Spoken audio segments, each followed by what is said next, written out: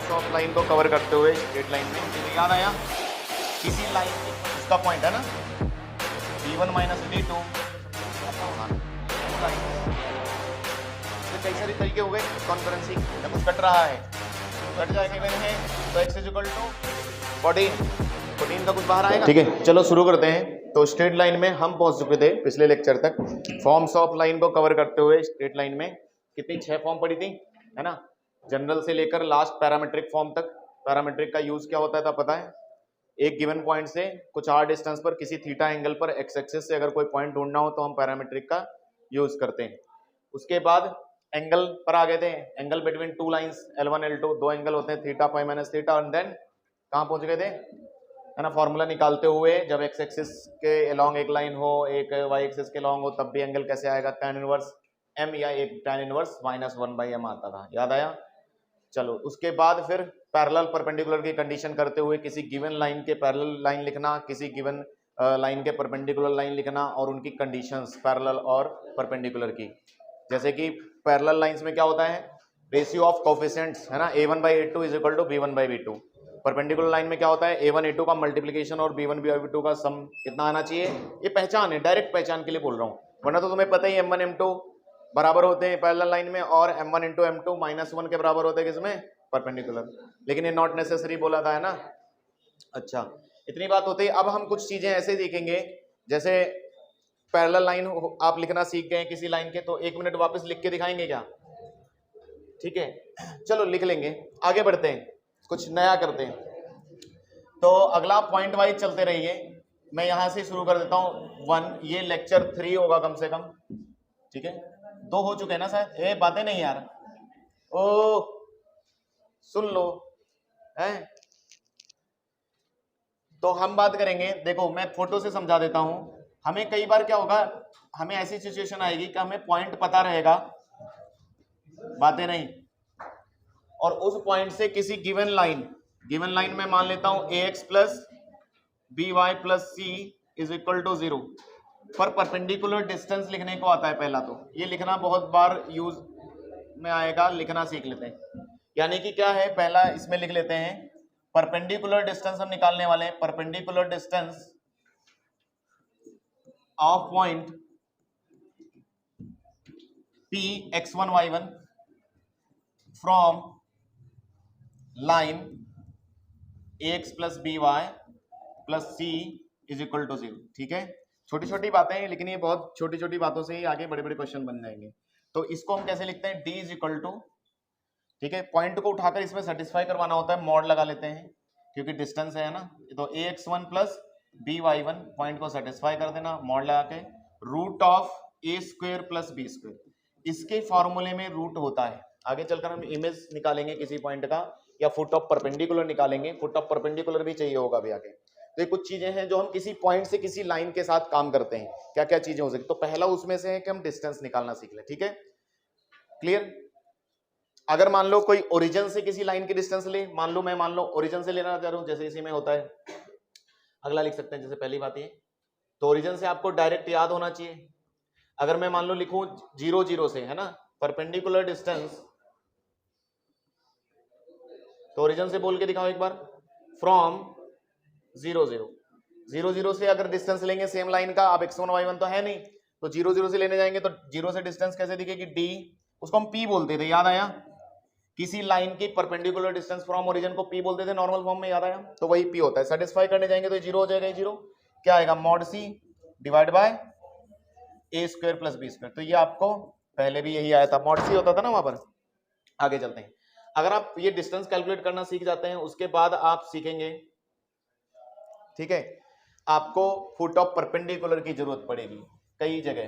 तो यानी कि वही सेम पॉइंट है x1 y1, यहां से किसी ने किसी लाइन पर परपेंडिकुलर तो डाला, लेकिन उसको आज जरूरत पड़ी कि नहीं, आज मुझे ये पॉइंट पता भी होना चाहिए कि ये पॉइंट कौन सा है, यानी कि कहां पर ये पॉइंट है, ठीक है। तो अगर आपको इस पॉइंट की जरूरत पड़े तो कभी, तो ये लाइन पर है तो इसको आप x, y ही मान सकते हो, लेट, ठीक है, और हमें यही निकालना है। तो इसको हम क्या लिख लें, फुट ऑफ परपेंडिकुलर, इसको फुट ऑफ परपेंडिकुलर बोलते हैं। तो इसके लिए लिख लेते हैं, क्या लिख लें, foot of perpendicular form x1 y1 to line ax plus by plus C. इसके लिए क्या करना है आपको, ध्यान से देखिए, दोनों काम हो जाएंगे, फुट ऑफ परपेंडिकुलर और इमेज वाला भी काम। तो फुट ऑफ परपेंडिकुलर कैसे लिखना होता है, आपको लिखना है ऐसे x माइनस x1, ठीक है, कैसे लिखना है, उसी पॉइंट से घटाना है x minus x1 divide by इधर x का कोफिशिएंट जो भी हो, ठीक है, यही होता है ना, कुछ गड़बड़ तो नहीं हो रहा। और क्या होता है फिर, equal to y minus y1 divide by b is equal to foot of perpendicular लिख रहे हैं, तो फिर माइनस आता था, अब 2 टाइम्स, या ये थोड़ा ध्यान देना है, और ये पॉइंट को सेटिस्फाई करवाना पड़ता था इसमें, जैसे उधर किया था ax1 plus by1 plus c, और फर्क बस इसमें और उसमें इतना था कि यहाँ रूट नहीं होता है, कुछ थोड़े चेंजेस याद रखोगे, ये होता है या 2 टाइम्स होता है, पक्का ये होता है। चलो एक बार समझ लेते हैं। इसी प्रकार तीसरा इसी में और आ जाता है, फोटो सेम ही है, कि वो आपसे इस पॉइंट को ढूंढते हैं, दिस पॉइंट इज इमेज, तो मैं यहां लिख देता हूं इमेज ऑफ पॉइंट, यानी कि यहां पर हम निकालेंगे अब image of point x1 y1 with respect to line, किस लाइन के about, ax plus by plus c is equal to 0, ठीक है। अगर इसके अबाउट इमेज की बात की जाए तो अब इसी इमेज को लेट xy मान लेते हैं, लेट, और यही हमें निकालना है। ये इमेज है, ये फुट ऑफ परपेंडिकुलर, तो ये फुट था और ये इमेज है, ध्यान रखना, ठीक है। आओ अगर इमेज की बात करें तो इमेज में भी सेम ही काम करना है फिर से। अब हमारे लिए xy है तो x माइनस x1 लिखने का इनका भी तरीका सेम ही, तो इमेज जब भी बात करनी हो तो x minus x1 divide by a is equal to y minus y1 divide by y का coefficient is equal to minus 2 times क्या, a x1 plus b y1 plus c divide by a square plus b square. बात समझ में आ रही है क्या, दोनों बातें क्लियर हैं। अच्छा 2 टाइम्स वगैरह एक बार चेक कर लो कहीं गड़बड़ ना हो, सही है क्या, पक्का, चलो बाद में देख लेता हूं मैं, 2 स्क्रीन लिखेंगे। अच्छा रुको, एक बात और इसी में नोट करके बता देता हूं, क्या आप ये देख पा रहे हो कि ये जितनी डिस्टेंस, ये जितनी डिस्टेंस, यानी कि यहां से तीसरी बात एक समझ में आ रही है कि जो फुट ऑफ परपेंडिकुलर है, फुट ऑफ परपेंडिकुलर किसी पॉइंट से ही लिया जाता है हमेशा, है ना, किसी पॉइंट से ही जब लिया जाता है तो उसे is equal to mid point of किसका, इमेज प्लस उसका पॉइंट, है ना, इमेज और पॉइंट जो रहेगा जिसकी कहानी चल रही है डिवाइड बाय 2, उसका मिड पॉइंट होता है। तो मैं ऐसा लिख देता हूं, यानी कि यहां पे ऐसा लिख देता हूं, foot of perpendicular lies between point and its image, ठीक है, with respect to any line लिख सकते हैं, ठीक है। फिर ये 2 बातें हो जाती हैं। इसके बाद आगे चलते हैं, तो अब हमें चूंकि हम पैरेलल लाइन वगैरह जब लिखना जानते हैं ना, तो अब कई बार क्या होता है, ठीक है, 2 पैरेलल लाइन के बीच की डिस्टेंस भी मांगते हो, समझ में आया। पैरेलल लाइन पहचान तो लेते हो ना, कैसे पहचाना जाता है, a1 बाई a2, स्लोप तो बाद में बोला करो, स्लोप निकालने के लिए माइनस a बाई b लगाना पड़ेगा तुमको, उतना टाइम नहीं होता, हम सिर्फ रेशियो देख लेते हैं, रेशियो देख के पता चल जाता है ये पैरेलल है या नहीं है, समझ में आया। चलो तो अगला चौथी बात यहां पर बात करेंगे, distance between 2 parallel lines, distance between 2 parallel lines. बातें नहीं करना है, चुपचाप सुनो, क्योंकि तुम बात कर दो तो मेरा दिमाग भटक जाता है, सीक्वेंस डिस्टर्ब हो जाता है ना, दिमाग में सीक्वेंस में लाना पड़ता है, क्या किसके बाद पढ़ाना चाहिए। तो अब आया ये, तो इसका मतलब ये 2 पैरेलल लाइन फिर हमें होनी चाहिए। पैरेलल लाइन में C1 और C2 में डिफरेंस होता है बस, बाकी सब सेम रेशियो में, तो वैसे ही 2 पैरेलल लाइन मुझे मान लेनी चाहिए फिर। तो ax plus by plus C1 मान लिया, ठीक है, इज इक्वल टू 0। दूसरी लाइन मान लेते हैं ax प्लस by, सेम ही रखूंगा क्योंकि पैरेलल है, ठीक है। ये मत पूछना कि ये सेम ये अलग अलग क्यों लिए, क्योंकि पैरेलल होना है ना दोनों को, तभी तो मैं पैरेलल बोलवाऊंगा इनको, ऐसी यही तो पहचान है पैरेलल। तो इसका मतलब ये है, अगर आप इस फोटो को समझें तो एक लाइन कुछ ऐसे जा रही होगी, ठीक है, दूसरी लाइन कहीं और से जा रही होगी, लेकिन होंगी दोनों पैरेलल, ठीक है। L1 L2 मान लेते हैं। तो अब आप बताओ, अगर हम डिस्टेंस को ऐसे देखें, ओरिजिन को अगर मान लें, ओरिजिन की थोड़ी हेल्प लेते हैं हम, ठीक है, तो यहां से ओरिजिन से यहां परपेंडिकुलर डिस्टेंस निकाल लेते हैं, इसको नाम दे देते हैं D2, ठीक है, या D1, चलो ठीक है D2 इसको दे दो, गड़बड़ हो गया, 2 1 उल्टा कर लेते हैं। तो D2 ये डिस्टेंस, और D1 के लिए छोटी डिस्टेंस यहां से, ठीक है, ये कौन है, D1। तो आप इनके बीच की डिस्टेंस निकालना चाहते हो ना, दैट इज D। तो क्या आपको D यहां से क्या D2 माइनस D1 नहीं दिख रहा, और d2 माइनस d1 अपने आप में हर एक लाइन की ओरिजिन से डिस्टेंस है। ओरिजिन से डिस्टेंस अभी लिखना सीखे, क्या था, c upon root of a square plus b square. तो कैसे लिखेंगे, c2 upon root of a square plus b square minus c1 upon root of a square plus b square. तो फाइनल, इसलिए किसी भी लाइन का आपका फॉर्मूला आ जाता है फट से, यानी कि उनके कांस्टेंट टर्म को घटाओ, सबसे पहले उनके कोफिशिएंट सेम करना है पहले तो, ठीक है। तो इसका मतलब फॉर्मूला आ गया पैरेलल लाइन का, पैरेलल डिस्टेंस का मॉड c1 माइनस c2 जरूर लगाएंगे क्योंकि बड़े से छोटा घटाना होता है, और root of a square plus b square, यानी कि दो पैरेलल लाइन के बीच में डिस्टेंस का फॉर्मूला तैयार है। d1 equal to c1 minus c2 हो जाता है। अच्छा, अब इस कॉन्सेप्ट की वजह से ही एक दो रिजल्ट निकाल पाते हैं, वो देखो ध्यान से। इसी में ये पहली बात हो गई, पहला फॉर्मूला। दूसरी बात, अब आप देखो, अगर आपको पैरेललोग्राम एक दिया हो, ठीक है, लेकिन मैं कुछ इस प्रकार से पैरेललोग्राम मान रहा हूं, पैरेललोग्राम की चूंकि साइड पैरेलल होती है ना, तो चूंकि पैरेलल के बीच डिस्टेंस निकालना आ गया, हमें समझ में आया। तो इसका फायदा कई बार पैरेलल में आपका आता है। तो चलो मैं ऐसे ही डायरेक्ट फॉर्मूला दे दूंगा आपको। मैं मान लेता हूं दो मेरे पास दो आमने सामने की पैरेलल होंगी, तो कुछ इसका मान लेता हूं, स्लोप अलग होगा, c1 भी अलग होगा, स्लोप इन दोनों का लेकिन सेम होगा, है ना। तो इसका m1 मान लेता हूं, c1 मान लेता हूं, तो ये इक्वेशन क्या होगी, m1x होगी, बट इसका c बदला होगा, नहीं आया। पैरेलल तो है ना, m1 m2 सेम रखा, कांस्टेंट बदला। अच्छा, इसका स्लोप और उसका स्लोप सेम रहेगा, तो इसको कुछ मान लेते हैं m2 x प्लस d1 मान लेते हैं, और इधर y इज इक्वल टू इसको क्या मान लेते हैं, m2x प्लस d2, ठीक है। क्या आपको ये पैरेललोग्राम दिख रहा है जिसमें आपको साइड्स गिवन है, साइड्स के इक्वेशन दिए हैं ना, है ना, line given, parallel lines given. अगर गिवन है तो आपको करना क्या है, आपको पहला काम करना है y is equal to mx plus c के फॉर्म में लिख लेना है, जैसा कि मैंने लिया है, क्योंकि इसी के लिए डायरेक्ट एक फॉर्मूला है हमारे पास, ठीक है ना, बहुत आसान सा फॉर्मूला है। y is equal to mx plus c जैसा लिख लो, जैसा लिखो लाइंस को, अगर लाइंस दी हैं तो, ठीक है। देन आप दूसरा एक फॉर्मूला है डायरेक्ट इसके एरिया का, ठीक है, वरना एरिया का फॉर्मूला है आपके पास, डिस्टेंस वगैरह से निकाल सकते हो, लेकिन अगर लाइंस दी हैं तो पॉइंट ऑफ इंटरसेक्शन के चक्कर में मत पड़ो। डायरेक्ट फॉर्मूला है कि c1 माइनस c2, है ना, d1 minus d2 upon mod of m1 minus m2, ठीक है। कई बार डायरेक्ट ये फॉर्मूला ऑप्शन में मौजूद होता है, या कोई क्वेश्चन आ सकता है तो उसमें भी यूज हो जाता है, ठीक है। इसका प्रूफ यहीं से है, प्रूफ के चक्कर में नहीं पड़ेंगे, ठीक। आगे चलें, तो हम दो पैरेलल लाइन के बीच में डिस्टेंस निकालना भी सीख गए, बोलो यहां तक आ गया। अब हम इमेज और फुट ये सब निकालना भी सीख गए, आगे चलते हैं। तो आज के दिन हमें कंकरेंसी भी पढ़ लेनी चाहिए, तो मैं रुक जाओ, पहले देख लेता हूं और कुछ तो नहीं बचा लाइन और पॉइंट के बीच में।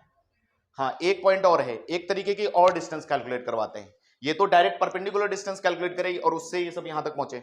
एक डिस्टेंस और निकलवाते हैं, हालांकि कम क्वेश्चन पूछे जाते हैं या मिलेंगे, कि मैं आपसे अगर बोलूं, मैं एक लाइन दूं, ठीक है, मान लो एक लाइन दी है मैंने, ठीक है, इसमें क्या पूछेंगे वो डिस्टेंस में, मान लो एक लाइन दी रहेगी आपको, given line ax plus B y, समझने का प्रयास करना, plus c is equal to 0, and एक पॉइंट भी दिया है। जैसा कि डिस्टेंस निकालने के लिए एक लाइन और पॉइंट देते थे, लेकिन वहां पर आप परपेंडिकुलर डिस्टेंस निकालते थे, ये डिस्टेंस टेढ़ी हो सकती है, समझ में आया। तब अब टेढ़ी डिस्टेंस लेनी, यानी कि कहने वाली बात यह है कि देखो, अगर ये लाइन है, सुनना, ax plus B Y plus c is equal to 0, और इसकी डिस्टेंस, इस लाइन से मुझे किसी पॉइंट की डिस्टेंस चाहिए, मान लो ये x1 y1 यहां बैठा है, लेकिन आज परपेंडिकुलर, तुम तो परपेंडिकुलर निकालते थे ना, मुझे परपेंडिकुलर नहीं चाहिए, वो बोलेंगे डिस्टेंस अलोंग, इसको L लिख लेता हूं, है ना, distance of P x1 y1, है ना, फ्रॉम L मतलब वो लाइन, अलोंग, वो अलोंग बोलेंगे, या पैरेलल, या सब सही शब्द यूज कर देता हूं, पैरेलल टू अदर लाइन, समझ में आया। और अदर लाइन में आप मान लो कोई दूसरी लाइन दी है, L1 a1x plus b1y plus c1 is equal to 0, तो कहानी समझ में आई तुम्हें क्या है, कि वो अगर आपसे डिस्टेंस मांगेंगे तो किसी लाइन के अलाउंग, मतलब मान लो कोई दूसरी लाइन कहीं और से गुजर रही होगी, ये दूसरी लाइन होगी, ये तो गिवन लाइन है आपकी L, ठीक है, दूसरी लाइन कहीं दूर से गुजर रही है, ये इसको मान लेते हैं L2, ठीक है, ये गिवन लाइन है, लेकिन डिस्टेंस जो कैलकुलेट करनी है वो इसको आधार लेकर करनी है, मतलब ये है कि इसके पैरेलल डिस्टेंस जो हो वो बताओ। तो इसके पैरेलल डिस्टेंस हमें सोचनी पड़ेगी, तो इसके पैरेलल डिस्टेंस ये होगी, तो यानी कि आज ये डिस्टेंस कैसे कैलकुलेट की जाएगी, इसका क्वेश्चन है। तुम्हें समझ में आया? आपसे क्या पूछा जाएगा, P बताओ कि उस पॉइंट से इस लाइन की डिस्टेंस तो बताओ, लेकिन वो परपेंडिकुलर की जगह आपको बोल देगा पैरेलल टू या अलोंग दिस लाइन, इस लाइन के अलोंग बताओ या इस लाइन के पैरेलल डिस्टेंस बताओ। पैरेलल का मतलब ऐसे चाहता है वो, अब जितना झुकाना चाहे, जैसे डिस्टेंस जानना चाहे, तो एक लाइन देनी पड़ेगी ना उसको। तो इसका तरीका क्या है, आओ स्टेप्स जान लेते हैं, कैसे हम चलेंगे तो हमारा काम हो जाएगा। देखो आप खुद सोचो, अगर उसने इस लाइन के पैरेलल मुझसे लाइन मांगी है, तो क्या उसने स्लोप दे दिया है? बोलो, स्लोप मिल गया ना, यानी कि जो उसका स्लोप वही इसका स्लोप। तो मान लेते हैं इसका स्लोप ये m1, इसका स्लोप m1 रहा होगा, तो ये m1 इसका भी स्लोप। अब m1 पता है, पॉइंट भी तो पता है, क्या लाइन नहीं मिल जाएगी? तो line passing through x1 y1, यानी कि जैसे डिस्टेंस ये थे, एंड स्लोप जिसका किसके पैरेलल के बराबर है, तो दैट इज m। क्या लाइन नहीं लिख पाएंगे हम y माइनस y1 करके? y minus y1 is equal to m times x minus x1, सही है? अच्छा, ये लाइन मतलब कंप्लीट मिल जाएगी आपको। अब यहाँ m भी पता है आपको, क्योंकि उसके पैरेलल चाहिए। अब दूसरा आप ही बताओ कि ये लाइन अगर मिल गई, ये लाइन है पता आपको, तो ये पॉइंट ऑफ इंटरसेक्शन नहीं है, तो आपको दूसरा काम रहेगा पॉइंट ऑफ इंटरसेक्शन ढूंढ लो। ठीक है, पॉइंट ऑफ इंटरसेक्शन ले लो। तो पॉइंट ऑफ इंटरसेक्शन आप निकाल लेना। लेट मैं मान लूं एच के, मान लिया आ गई, क्योंकि लाइन आ गई है। तो थोड़ी देर में आपका डिस्टेंस फॉर्मूला से फिर डिस्टेंस भी आ जाएगी।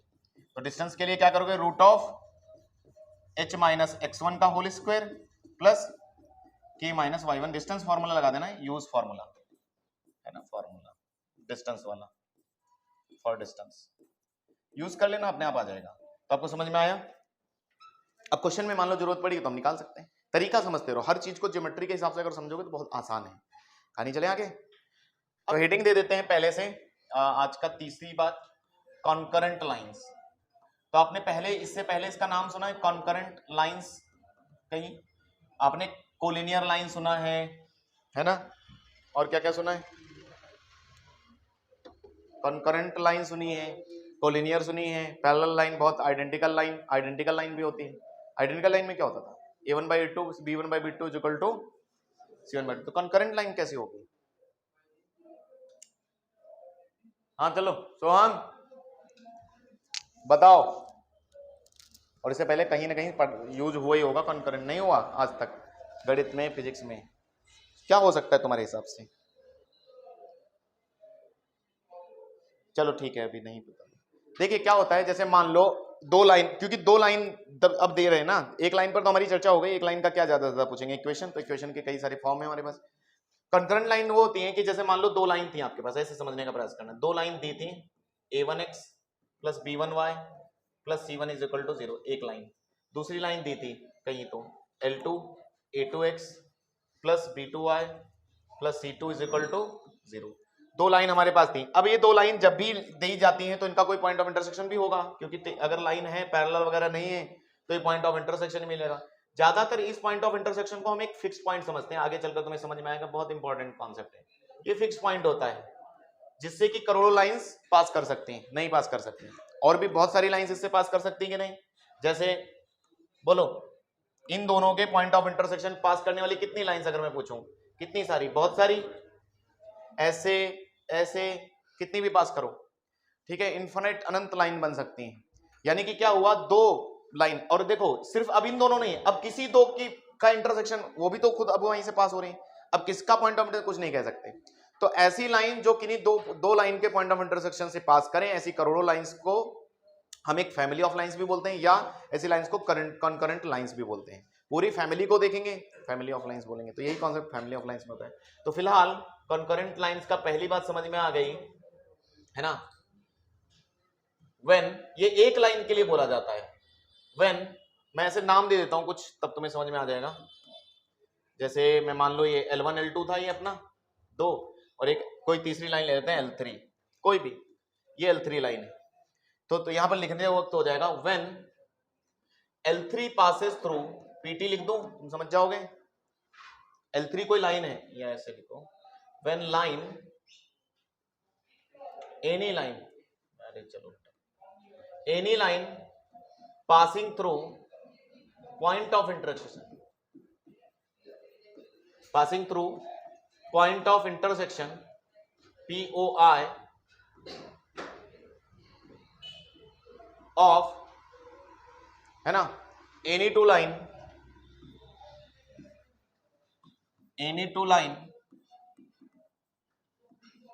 then they are said to be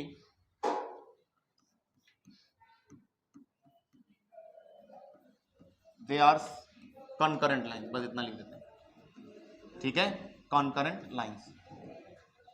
तो बात समझ में? तो ये एक बहुत बेसिक मेथड होता है, पहले ही सिखाया जाता है ये. तो इसका मतलब कॉन्करेंट लाइन का सबसे बहुत बढ़िया तरीका, अगर पता करना हो, मैं तुमसे बोल दूं 3 लाइन देकर पता करो कॉन्करेंट है या नहीं है, ठीक है. तो कैसे पता करोगे? तो एक बेसिक मेथड होता है, पुराना ओल्ड मेथड, लेकिन ये बहुत जगह काम कर जाता है. कि आपको क्या करना है, अगर आपको पता करना है कि 3 लाइंस कॉन्करेंट हैं, तो क्या करना है, find point of intersection of any two, समझ में आए, any two lines, and if it satisfied other line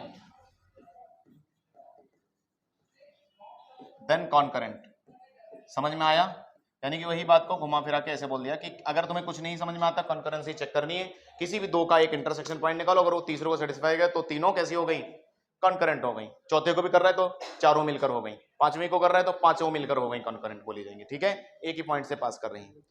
दूसरे और भी कई सारे मेथड हैं लोगों ने बनाए, जैसे मान लो उन्होंने कैसे लिखा, दूसरी बात, उन्होंने 3 लाइन ले ली, ठीक है. A1x एक डिटर्मिनेंट मेथड भी बनाया, plus C1 is equal to 0, एक L2 लाइन ली, A2x plus B2y plus C2 is equal to 0, एक तीसरी लाइन भी ली, A3x plus B3y plus C3. तो इसमें तीन लाइन अगर दी हो तो उनके लिए उन्होंने कॉन्करेंट होने की कंडीशन एक बना दी. तो लेकिन इसकी लिमिटेशन है, इसमें 3 से ज्यादा आप चेक नहीं कर पाओगे, और जेई वाले 4 पूछ देते हैं या 5 दे देते हैं, चेक करते बैठो कोई भी 5, क्योंकि उसमें फिर कोई भी 3 हो सकती हैं, है ना.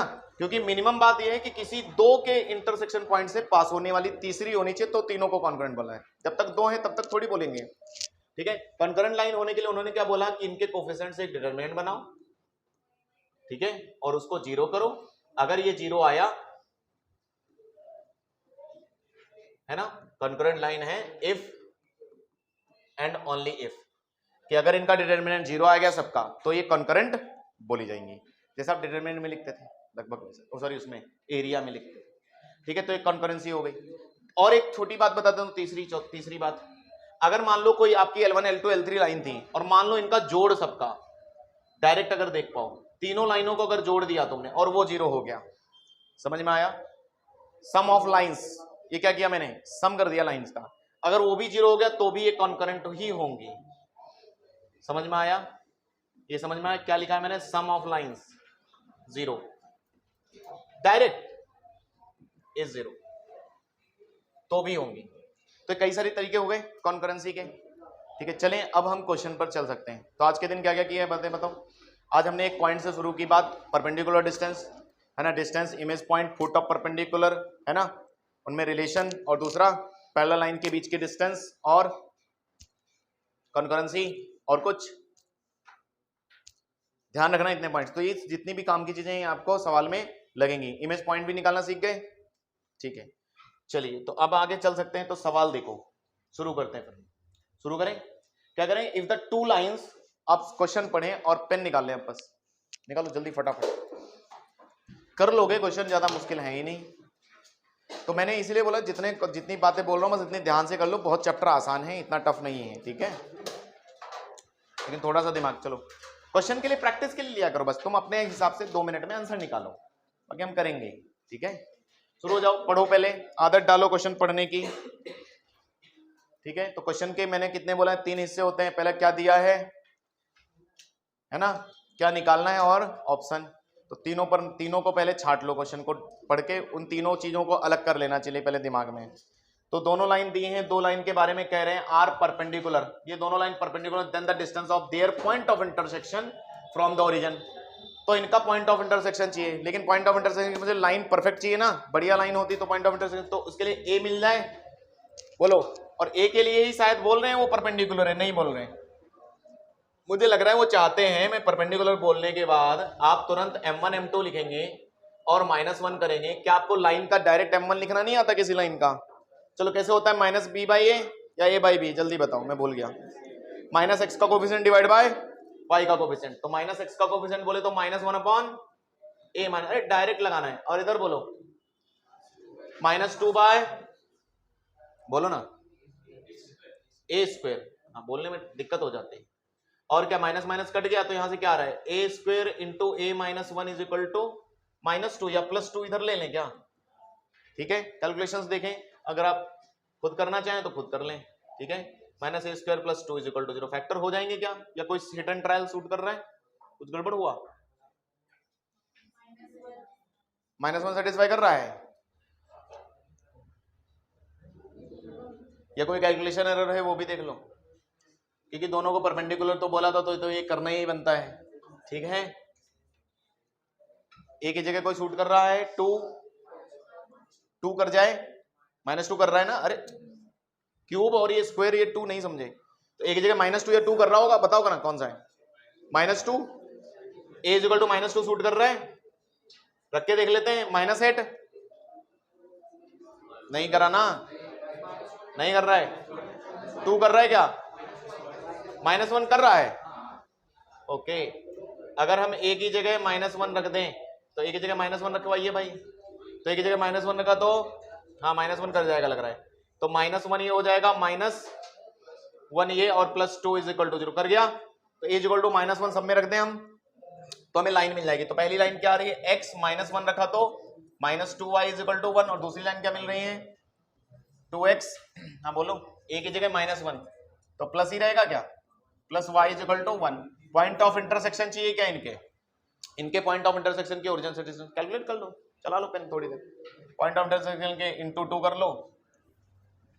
ठीक है, इंटू 2 नहीं, नीचे वाले का इंटू 2 कर लेते हैं, तो इंटू 2 यहीं कर दूं मैं, तो ये 4 हो गया क्या नजरों से, और ये कितना हो गया 2, और ये 2 हो गया।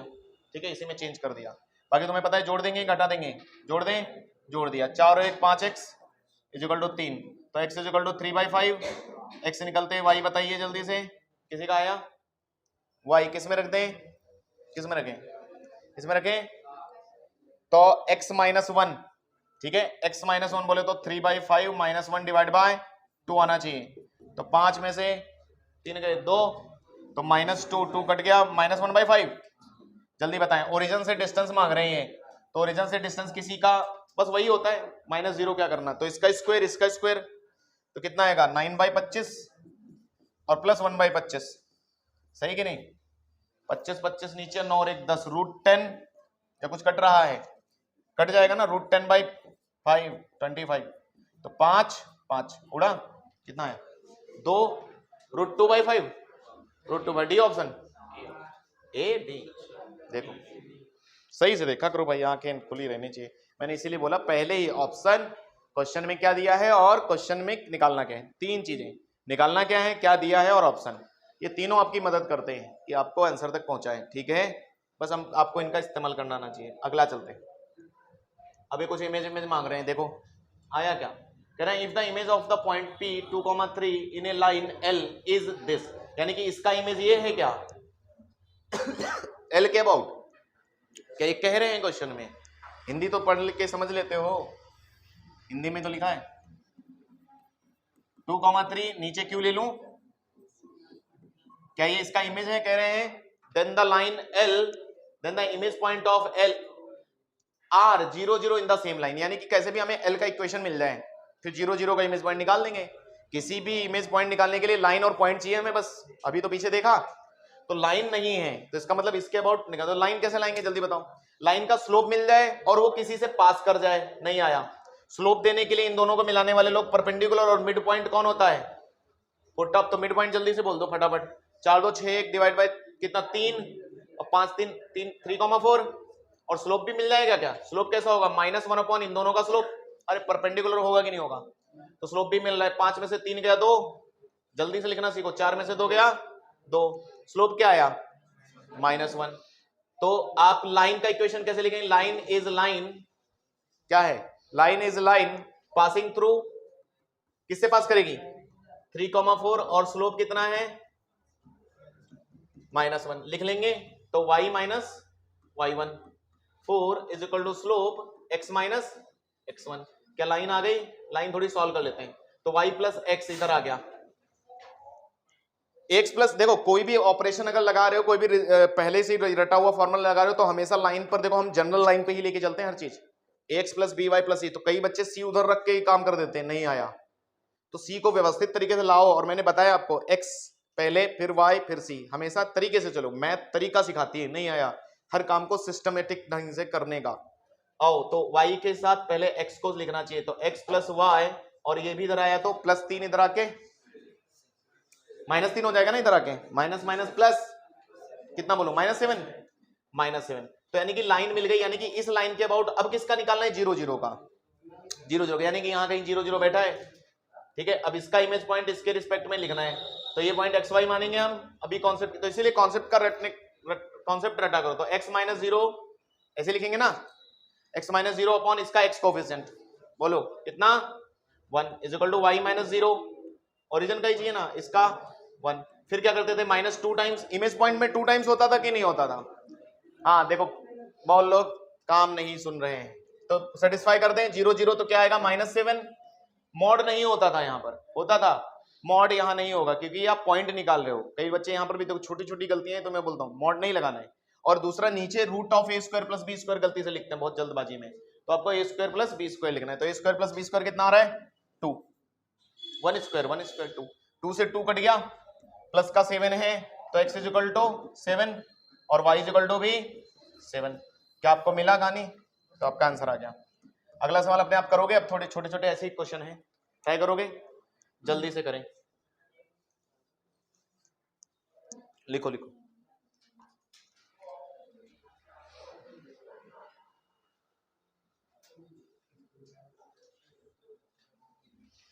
सुधर जाओ, समय निकल जाएगा, फिर पछता के कुछ नहीं होगा, समझे? पीछे वाले हो, पता है फोन सब दिखता है, यहां से फोन ऑन चला रहे हो आराम से।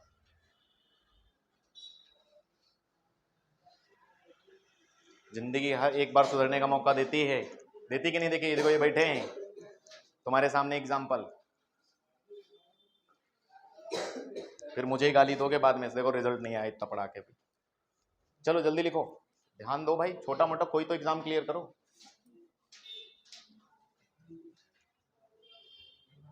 थोड़ा पढ़ने की कोशिश करो, समझ में आएगा। जितनी भी कहानी बताइए कॉन्सेप्ट उससे ज्यादा लगने वाला नहीं, अगर लगेगा तो देख लेंगे, लेकिन उससे ज्यादा नहीं होगा। कह रहे हैं slope of line passing through P 2,3 and intersecting the line this eight A distance of 4 units from P। Question में क्या बोला है? पहले तो व्यवस्थित मैंने बोला लैंग्वेज वाले क्वेश्चन होते हैं, आपको ढंग से पहले पढ़ के समझना चाहिए। तो slope of line passing through P 2,3 and intersecting the line this, यानी कि स्लोप मांग रहा है, पहली चीज तो समझ में आया। तो स्लोप जो मांग रहा है हम मान लेते हैं, इससे पास कर रही है ना, तो इसका ही यही कनेक्टेड रखो, यानी कि इसका स्लोप हम मान लेते हैं m, यही हमें निकालना है। And intersecting the line at A distance of 4 units from P, यानी कि इससे P 4 डिस्टेंस पर कट कर रहा है। तो आओ कुछ फोटो बनाने की कोशिश करते हैं, थोड़ा रफ। क्या हम इसका तो बना लेंगे ना फोटो, ये 7 7 इंटरसेप्ट कट कर रहा है, x को 0 को y को 0 को, तो ये तो लाइन बहुत अच्छी आ रही है ऐसी। ये कौन सी है? x + y + 7 ना, इज इक्वल टू, अच्छा 7 इज इक्वल टू 7, ये लाइन मिल गई। तो इस लाइन से जो तुम्हारी लाइन है L, जिसका कि स्लोप निकालना है, जो कि पास कर रही है 2,3 से, ऐसे पढ़ेंगे ना, जो कि पास कर रही है, आप हिंदी में बढ़िया बोल सकते हो, ठीक है ना, हिंदी में हमेशा ट्रांसलेट किया करो दिमाग में। फिर 2,3 से पास कर रही है और उसका स्लोप चाहिए, लेकिन इससे 4 डिस्टेंस पर है। क्या कहना चाह रहे हैं वो? 2,3 पहले कहां मिलेगा? ये पॉइंट लिख लेते हैं हम, 7,0 और ये 0,7, और छोटा छोटा 2,3 कहां मिलेगा? फर्स्ट क्वाड्रेंट में ही है। अच्छा इसके नीचे होगा क्या? क्योंकि मिड पॉइंट भी लगभग 3.5 आ रहा है, तो उससे तो नीचे ही होगा। तो नीचे बना लूं यहां पर कहीं, मान लेते हैं यहां पर 2,3 बैठा है, यही P है हमारा, और लाइन जो है हमारी इससे पास कर रही है, और उस लाइन से 4 डिस्टेंस पर है। तो लाइन अगर देखो जो भी हो, हमारी लाइन 2,3 से पास कर रही है और स्लोप चाहिए, तो मैं ऐसे खींच दूं, कहीं ना कहीं तो दोनों भिड़ेंगी जाके। तो फिलहाल मैं लाइन अगर बना दूं तो तो मान लेते हैं कुछ ऐसे जा रही है, जाने दो, और इसका स्लोप m है और कहीं तो पॉइंट है ये p इससे 2,3 से पास कर रही है, ठीक है, और कहीं तो इंटरसेक्ट करेंगी, दोनों करेंगी कि नहीं करेंगी, ये तो बात तय है। समझ में आया? तो अब आपको m चाहिए, बस क्या किया जाए, एक लाइन पूरी दी है और उसका स्लोप आपको पता है, लाइन पूरी दी है ना, तो स्लोप भी पता है अपने को, कितना स्लोप है जल्दी बताओ, अरे स्लोप मिल रहा है ना, m = -1, यानी कि ये एंगल घुमा रहे हैं, तुम समझे?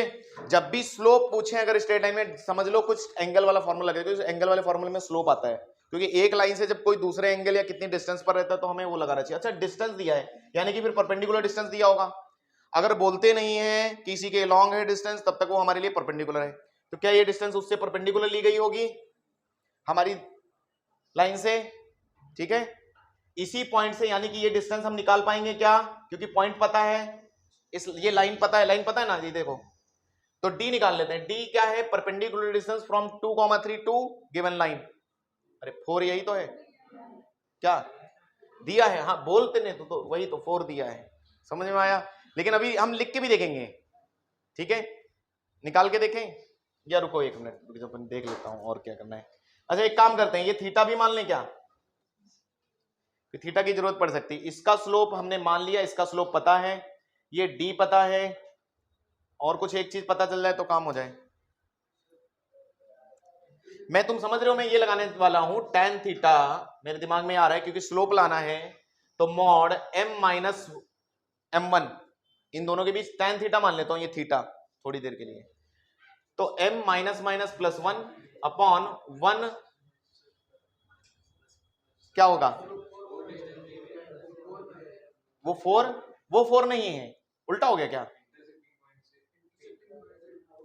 Intersecting the line at A distance of, अच्छा उल्टा हो गया क्या, यही मिसअंडरस्टैंडिंग होता है हमारे पास। चलो फिर ये यहां से यहां तक की डिस्टेंस मान लो, ये कह रहे हो 4 है, ठीक है, तो ये फिर निकाल सकते हैं क्या, फुट ऑफ परपेंडिकुलर, या ये डिस्टेंस ला सकते हैं क्या, तो ये डिस्टेंस निकालनी पड़ेगी, तुम लोगों ने बोला 4 है, वही तो गड़बड़ हो जाता है, 4 बोला ना इधर से, तो d इसका मतलब क्या है, मैं वही बोल रहा था, तुमने बीच में ही टोक दिया, तो मैंने बोला ठीक है, गड़बड़ हो जाता है, तो पॉइंट ये इस लाइन से d मिल जाएगा, वही अभी डिस्टेंस वाला परपेंडिकुलर डिस्टेंस है ना, तो d यहां से तो परपेंडिकुलर लेना पड़ेगा, और ये 4 दिया है, तो कैसे निकालेंगे d, जल्दी बोलो, पॉइंट को इसमें रख दें, तो क्या आएगा, mod 2 + 3 - 7 डिवाइड बाय √1² कितना होया, √2, जल्दी से 5 - 2, ऊपर 2 ही रहेगा ना, तो डिस्टेंस 2/√2 बोले तो 2 √2 डिस्टेंस आ गई। अब सुनो, कहानी ये है कि ये डिस्टेंस पता चल गई, दिस डिस्टेंस इज √2, ठीक है, ये डिस्टेंस पता है, ये डिस्टेंस पता है, अब मुझे tan थीटा इस ट्रायंगल में लगाना है, क्योंकि ये भी राइट एंगल ट्रायंगल है, और इधर tan थीटा से देखो m लिख लिया था मैंने, क्योंकि स्लोप में लगाना है, और वही चीज उधर से लगा देंगे, तो देखो अगर स्लोप से लगा रहे हैं तो 2 स्लोप पता है, अगर m और -1, तो फॉर्मूला अपना होता है ना m1 - m2, तो m1 अपना m मान लेता हूं, तो m1 - m2 बोले तो -+1 अपॉन 1 - 1 + m1 m2, तो -m हो जाएगा, क्या सही है, इज इक्वल टू इस ट्रायंगल, ये ट्रायंगल वाला देख लो, समझ में आया, इन ट्रायंगल, आपको ये ट्रायंगल दिखना चाहिए, ट्रायंगल नाम दे दो जो भी हो, राइट एंगल ट्रायंगल बन रहा है, तो वहां से tan थीटा दिख रख के ला सकते हो क्या, हाइपोटेन्यूज ये होगा, तो अच्छा अभी इसकी भी जरूरत है, फिर हमें बेस ये पता है, ये निकाल सकते हैं पाइथागोरस से, जल्दी बोलो, इसको p मान लूं, ठीक है ना, p तुम समझो कहां कर क्या हो रहा है, समझने का प्रयास करना, ये डिस्टेंस p है, यहां से यहां तक, हम पूरा ट्रायंगल, इस ट्रायंगल को मैं अलग से निकाल के दिखा देता हूं, इधर गड़बड़ हो जाएगा, ये कुछ ट्रायंगल इस प्रकार से है, ये 90 डिग्री, ये थीटा, इसका स्लोप -1, ठीक है, m1, इसको अलग निकाल लो, बहुत घिचपिच हो गया, तो इसका स्लोप m जो कि हमें फाइंड करना है, सुनने, और ये डिस्टेंस हमारे पास 4 दी थी, क्योंकि डिस्टेंस ये देने का मतलब ये जो डिस्टेंस दी है, तो भी इसीलिए हमें ट्रायंगल पे जाना पड़ा, और ये डिस्टेंस हमने निकाल ली √2, और ये डिस्टेंस हम निकाल लेते हैं, समझ में आ रही कहानी, ये 90 डिग्री है तो हाइपोटेन्यूज ये होगा, और इसकी जरूरत हमें है, कोई तरीका है आपके पास निकालने का, कैसे निकालेंगे, दिस डिस्टेंस इज p, तो अगर p में निकालूं तो p = क्या हो जाएगा, 4 का स्क्वायर 16, √16 - 2, पक्का देख लेते हैं, हाइपोटेन्यूज माइनस ये कितना आ रहा है, 16 - 2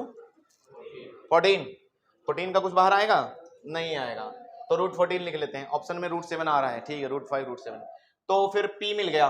तो अब यहां से tan थीटा आप ट्रायंगल से लिखेंगे, ट्रायंगल से कैसे लिखेंगे, बेस अपॉन क्या होता था, परपेंडिकुलर अपॉन बेस, तो √2 अपॉन √14, हाँ सही है, फिर कट गए तो 1 अपॉन √7 बचा। फिर अब इधर आओ, m चाहिए तो 1 मिनट, मॉड है इसीलिए वहां पर एक्यूट एंगल लिया जाता है, तो आप प्लस माइनस लेंगे, कोई भाई एक कंसिडर कर लें, प्लस वाला कंसिडर कर लें पहले, तो यहां से पहले प्लस वाला कंसिडर कर रहे हैं, तो m + 1 अपॉन 1 - m = +1 अपॉन √7। अब रुको ना, ये CND की फीलिंग दे रहा है, कंपोनेंटो एंड डिपेंडेंटो दे रहा है क्या, क्योंकि अगर CND लगाओगे वरना क्रॉस मल्टीप्लाई करके बहुत टाइम लग जाएगा, CND अगर लगा दें तो जल्दी देगा, तो मैं CND अप्लाई करता हूं यहां पर, CND apply, that means CND क्या होता है, इसको ऊपर जोड़ना है या घटाना है, बेसिकली अब मैं घटा दूं तो m बचा रहेगा, 1 कट जाएगा, कोई भी ऑपरेशन लगा दो, ऊपर नीचे वाला ऊपर वाले को घटा सकते हो, आप समझ रहे नहीं क्या करने वाला हूं, तो कैसे लिखूंगा मैं, m + 1 लिख के दिखा देता हूं, कोई बात नहीं, -1 - m डिवाइड बाय m + 1 और +1 - m, तुम्हें समझ में आया, सेम ऑपरेशन उधर भी करना होता है, तो 1 - √7 मैंने घटाया है, तो 1 + √7। अब इधर देखें, थोड़ी देर आप रुकेंगे तो कुछ कट रहा है, अब 1 1 कट गया, कटा, इधर mm कट गया, नीचे 1 + 1 2 और ऊपर +2m, तो m ही मिल गया ना डायरेक्ट, m = ऑप्शन चेक करो, फिर C आया क्या, बहुत क्लोज है, देखो दो ऑप्शन। अच्छा हम अगर माइनस लेंगे यहां पर, तो अगर मान लो माइनस कंसीडर करूं, तो माइनस आता तो क्या फर्क आता, वो मैं सोच रहा हूं, माइनस यहां होता ना तो -1 आ जाता बस, यानी कि 1 + √7, तो आपके हिसाब से क्या था, अच्छा माइनस लेके देख लेते, माइनस लेकिन कैसे लेते हैं, देख लो, मुझे लगता नहीं आएगा, अगर एक बैठ गया है तो, अगर माइनस लेते अगली स्लाइड में ले लें क्या, तो मैं इधर तो सेम रहने वाला है, फर्क तो इधर पड़ेगा, तो इधर बस फर्क क्या पड़ेगा, एक -1 पे लगा लो, एक माइनस ऐसे माइनस आएगा बस, और क्या, अरे नहीं भाई, माइनस है तो 1 पे सोचोगे या √7 पे सोचोगे ना, तो क्या आएगा, तो ये नहीं आ रहा ना, अरे देखो ना, आया, लगाऊं या ना लगाऊं, तो ठीक है, तो कौन सा ऑप्शन है, बी या सी, सी ज्यादा करेक्ट है, ठीक है, चेक कर लेना, अरे उसमें माइनस का फर्क आ रहा है, यही देख लेना अपने आप, ठीक है, प्रीवियस ईयर में दिए हुए हैं, एक बार घर जाके अपने आप देखना जरूरी होता है, ठीक है, घर जाके भी थोड़ा भी अगर पढ़ लो तो काम हो जाए। अगला, ये तो आपको पता ही है, ये दोनों क्या बनाते हैं, नाम बताएं, जल्दी से बोलना चाहिए था, क्या बनाते हैं, स्क्वायर बनाएंगे, तो रोम्बस नहीं है, बराबर है मैंने बोला, तो स्क्वायर है, बोलो, अगर इनके कोफिशिएंट होते साथ में तो रोम्बस होता, स्क्वायर है, एरिया सी से मिल जाएगा, एरिया क्या होता था, 2² 2c² होता था, तो 2 × 4 क्या 8 हो गया, और अगर स्क्वायर है तो साइड के टर्म में देखें तो ऐसा हो जाएगा, एरिया = साइड का स्क्वायर, तो a = 2√2, ऑप्शन पढ़ लो, या तो साइड वाला दिया होगा या एरिया वाला दिया होगा, जो भी दिया होगा, तो square of side length 2√2, c option बिल्कुल सही है। ये करेंगे क्या, एक बार पढ़ो, a straight line L at a distance of 4 unit from the origin makes, देखो क्वेश्चन बहुत अच्छे हैं, ऐसा नहीं, देखो जितना थ्योरी आसान है क्वेश्चन उतने ही टफ हैं, क्योंकि बहुत सारी बातें हैं, है कि नहीं, तो ए straight line L at a distance of 4 unit from the origin makes positive intercept on the coordinate axis and the perpendicular from the origin to this line makes an angle of 60 degree with the line this, then an equation of the line, कुछ समझ में आया, नहीं आया, photo बनाकर कुछ चलें, थोड़ा थोड़ा आराम से फोटो बनाना है, अपने आप पढ़ के एक एक line, A straight line L at a distance of 4 units from the origin, हाँ पहली चीज समझ में आ रही है, कुछ की एक लाइन है, कोई है ना, मान लेते हैं ये ओरिजिन से कितना डिस्टेंस पर है ना, और बोल भी रहे हैं पॉजिटिव इंटरसेप्ट कट कर रही है, तो पॉजिटिव इंटरसेप्ट मैंने भी कट करवाया, इक्वल तो नहीं बोलना, इक्वल नहीं बोल रहा, तो बस पॉजिटिव इंटरसेप्ट और इसकी डिस्टेंस ओरिजिन से 4 दी, यानी कि जितनी जानकारी थी वो लिख ली मैंने, ठीक, चलो आगे क्या करें, axis and the perpendicular from the origin to this line makes an angle of 60 degree with the line, यानी कि ये जो परपेंडिकुलर है and the perpendicular from the origin to this line, तो ये चार डिस्टेंस इसी की है या और किसी के, मैं ये सोच रहा हूं, बस इसी के है ना, इसी के, तो एक लाइन है y = कौन सी लाइन है, x + y से ये जो परपेंडिकुलर है, ये कह रहे हैं इससे जो ये परपेंडिकुलर है 60 डिग्री बना है, तो ये लाइन देखना चाह रहा हूं, -x होता है क्या, तो -x का मतलब ये हुआ कि ऐसे लाइन जाएगी, देखो अब ये इसके पैरेलल है, परपेंडिकुलर कुछ कह नहीं सकते, ये टेढ़ी है, इसके बारे में कुछ बोला नहीं अभी, यही तो हमें निकालना है। लेकिन इतना पता चल गया कि ये जो परपेंडिकुलर इससे 60 डिग्री बना रहा है, क्या बोलते हो, ये पता चल गया। हमेशा एंटी क्लॉकवाइज ही लेंगे। अब किसी को लग सकता था कि इधर भी हो सकता था, कौन सा एंगल बोला है, from the origin to this line makes an angle of 60 degree with the line this. तो किसी लाइन से एंगल मेजर करोगे तो हमेशा इधर से इधर चलते हैं, चलेंगे, है ना। ये वाला थोड़ा नीचे हो गया तो ऐसे भी नहीं ले सकते। अच्छा दूसरी बात, ये इसे 60 डिग्री बना रहा है, ये लाइन है y इक्वल टू -x। अभी अच्छा पहले फोटो तक आओ, पहले फोटो में कोई किसी को चेंज लग रहा है, अपने कोई विचार है, देख लो एक बार पढ़ के। लाइन हमें ये चाहिए, ये लाइन चाहिए, इसका इक्वेशन है हमारे पास, ठीक है, ये पता भी है, ये ओरिजिन भी है, और इधर का एंगल भी पता चल गया 60 डिग्री, और डिस्टेंस हमें 4 पता है, सबसे अच्छी बात। तो कोई नॉर्मल वाली फीलिंग आ रही है, नॉर्मल फॉर्म वाली। नॉर्मल फॉर्म में यहाँ पर बस एक चीज होता था कि मुझे अल्फा मिल जाए, देखो अरे रुको तो थोड़ी देर, ये अल्फा मिल जाए, बोलो ये आज भाग रहा है इधर, ठीक है, अल्फा मिल जाए कैसे भी, 4 तो है तो लाइन का इक्वेशन आ ही जाएगा, नहीं आया, 4 और अल्फा बताओ, ये लाइन का इक्वेशन आएगा कि नहीं आएगा नॉर्मल फॉर्म।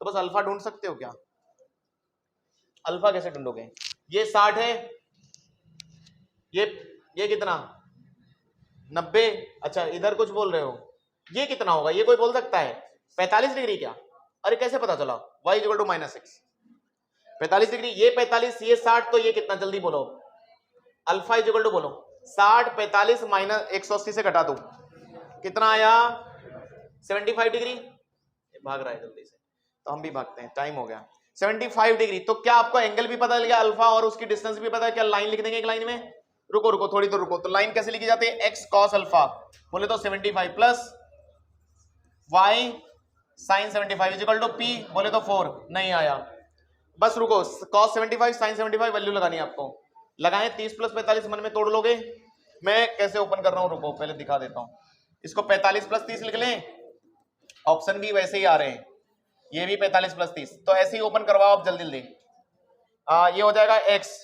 cos ओपन करना है, cos 45, जल्दी वैल्यू रख रहा हूं मैं, 1/√2 इंटू cos होता है ना, इंटू cos 30 √3/2 माइनस प्लस है ना, तो माइनस √3/2 नहीं 1/√2 1/√2 इंटू 1/2, ओके, प्लस y, जल्दी इधर बोलो, साइन में बोलो, साइन 45 1/√2, साइन 30 1/2, प्लस आएगा ना इस बार, साइन में है तो √3/2 इंटू 1/2, बोलो सही है क्या, इक्वल टू 4। अब रुको एक मिनट, क्या सबका एलसीएम 2√2 आ रहा है जैसा कुछ, बोलो एलसीएम सबका 2√2 इधर भेज दें, तो 4 दूना 8√2 हो रहा है 2 क्वेश्चन में, 2 में, और तुम्हारे हिसाब से फिर √3 - 1 x के साथ आ रहा है, ऑप्शन बताओ फिर, √3 - 1 x के साथ और √3 + 1 y के साथ, कौन सा ऑप्शन, डी, हो गया क्वेश्चन खत्म,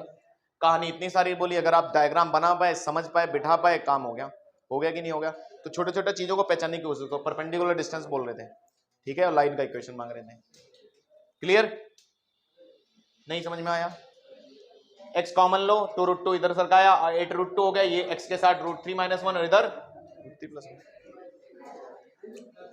और यहां तक पूरा नोट्स कंप्लीट कर लो, जितनी भी बातें सब बहुत इंपॉर्टेंट हैं, अगर आप चाहते हो स्ट्रेट लाइन बन जाए,